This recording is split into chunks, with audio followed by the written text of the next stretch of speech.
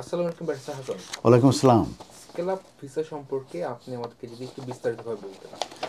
Scale up ভিসাটা হচ্ছে একটি ফ্লেক্সিবল ইমিগ্রেশন রুট এবং এটা ডিজাইন করা হয়েছে মূলত যে হাই গ্রোথ যে বিজনেস আছে সেগুলো মূলত অ্যালাউ করবে যে টপ ট্যালেন্ট আছে তাদেরকে মূলত আসছে এই ইউকেতে।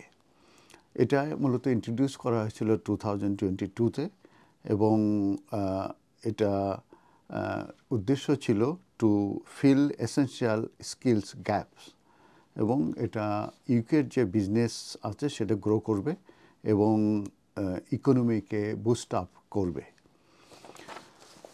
তো এই স্কেল আপ ভিসাটি মূলত দুইটা স্টেজ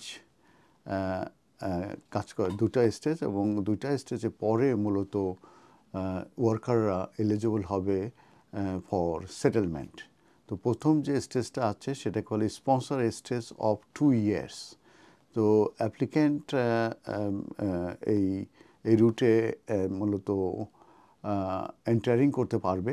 সেক্ষেত্রে তাদের সার্টিফিকেট অফ স্পন্সরশিপ যেটা কস তাদেরকে মূলত নিতে হবে কিংবা পেতে হবে from a qualifying scale up sponsor. তার মানে যে একটি এমপ্লয়ার তাদের মূলত স্কেল আপ স্পন্সরশিপের অ্যাপ্লিকেশন করে সেটা হোম অফিসেতে অ্যাপ্রুভাল থাকতে হবে এবং তারা এই কস তারা মূলত ইস্যু করতে পারবে।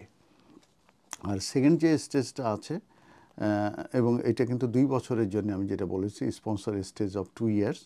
আর সেকেন্ড যেটা আছে যে আনস্পন্সর স্টেজ অফ 3 years। এখানে আনস্পন্সর বলতে বোঝাচ্ছে প্রথম যে স্পন্সর যেটা 2 yearsের কথা বলেছে সেখানে কিন্তু 6 month মূলত সে স্কেল আপ ভিসায় থাকবে তার ওই এমপ্লয়ারের সঙ্গে এবং পরবর্তীতে কিন্তু সে ফ্রি হয়ে যেতে পারবে এবং অন্য কোনো এমপ্লয়ারের কাছে কিন্তু সে চলে যেতে পারবে। আর 2 বছর পরে যে তাকে কিন্তু আনস্পন্সর স্টেজ অফ 3 years যেটা আছে এটার জন্য মূলত সে এক্সটেনশনের জন্য অ্যাপ্লাই করবে এবং সেই ক্ষেত্রে কিন্তু তাদের কোনো স্পন্সর প্রয়োজন নাই। তো এটা কি অ্যাডভান্টেজ অফ দিস স্কেল যেটাকে বলা হয়েছে যে reduce burden on sponsor number 1। Number হচ্ছে রিডিউস স্পন্সর ফিস, কারণ হচ্ছে যে 6 মাসের জন্য কস্ট ইস্যু হবে এবং এটা হচ্ছে জাস্ট £25 রেদার দেন £239। আর যেটা একটা অ্যাপ্লিকেশন প্রসেসিং ফিস আছে এবং হেলথ সার্চ আছে 1035 করে, এটাই আছে। এরপরে যেটা আমি বলবো যে এটা এই যে এই অ্যাপ্লিকেশনগুলো অ্যাপ্লিক্যান্টস কিন্তু তারা স্পন্সর করতে পারবে তাদের ডিপেন্ডেন্ট ফ্যামিলি মেম্বার্সদেরকে। আর তাদের